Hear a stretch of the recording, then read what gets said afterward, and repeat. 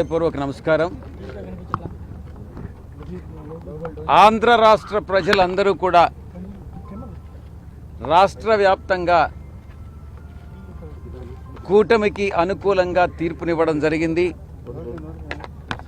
ఎవరైనా కూడా ప్రజాస్వామ్యంలో ప్రజల తీర్పుని శిరసావహించాల్సిందే అన్నటువంటి విషయం అందరికీ కూడా తెలిసిందే.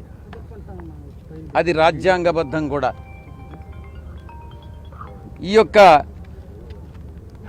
వైఎస్ఆర్సీపీ మేము ఎదుర్కొన్నటువంటి ఈ యొక్క ఓటమికి కారణాలని సమీక్షించుకోవాల్సి ఉంది.